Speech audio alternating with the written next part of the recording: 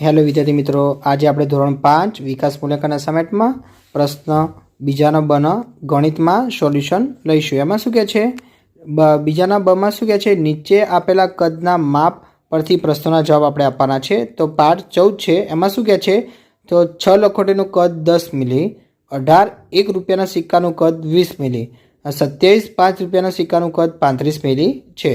चलो आना परथी आपणे प्रश्न जवाब है। तो पहला प्रश्न में शू कहे, 12 लखोटीनुं कद केटला मिली थाय। तो विद्यार्थी मित्रों तमने अहींया आपेलुं ज छे, तो अहींया आपणे सौथी पहेला त्रिराशिनो उपयोग करीशुं।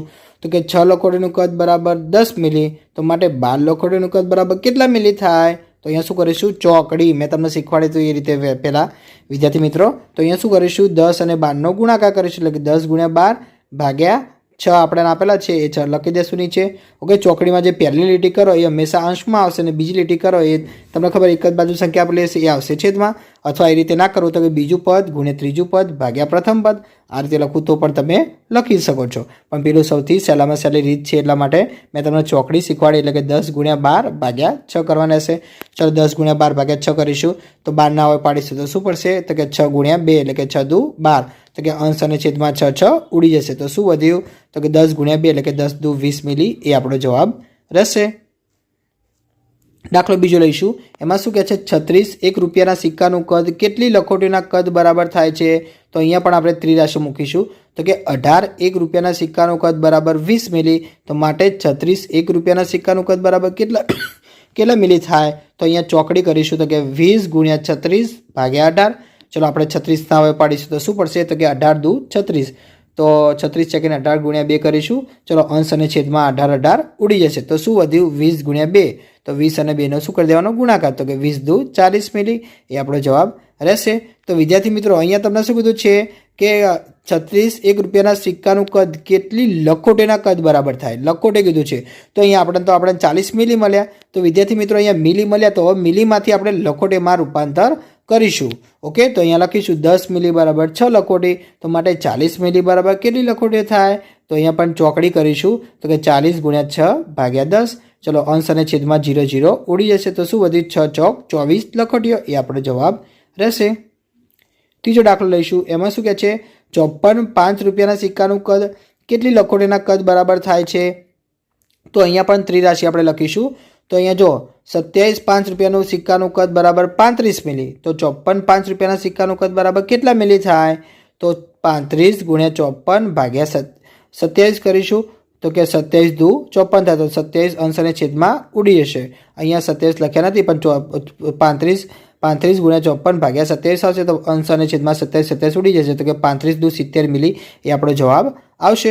ચલો હવે વિદ્યાર્થી મિત્રો અહીંયા મિલી મળ્યું છે, તો આપણે મિલીમાંથી લખોટીમાં રૂપાંતર કરી શકીશું। ચલો લખ્યું છે મેં અહીંયા મિલીમાંથી લખોટીમાં રૂપાંતર કરતા। તો ચલો 10 મિલી બરાબર 6 લખોટીઓ, તો માટે 70 મિલી બરાબર કેટલી લખોટી થાય, તો કે 70 × 6 ભાગ્યા 10।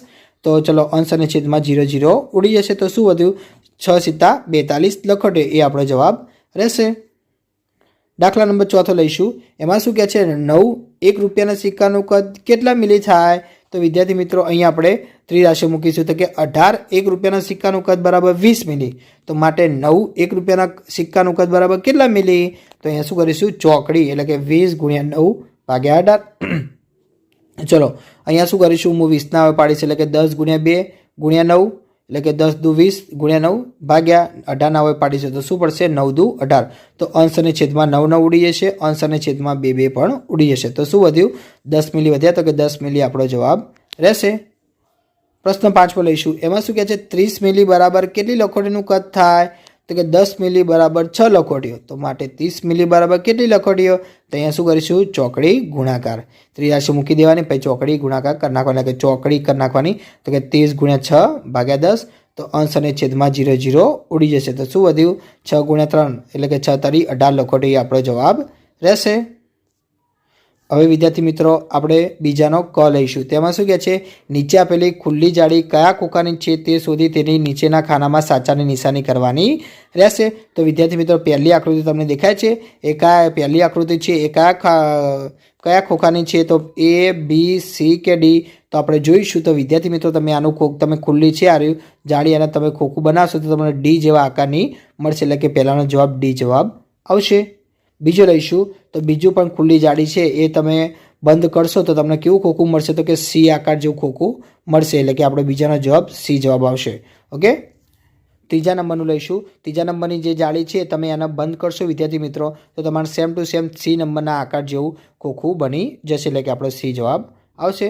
ચોથો લઈશું કે ચોથો તમને ખુલ્લો ખોખું દેખાય છે, તમે એને પણ ભેગું કરીને બનાવશો તો તમારે પહેલું એ વાળું આકૃતિ રહી એ ટાઈપનું ખોખું બની જશે.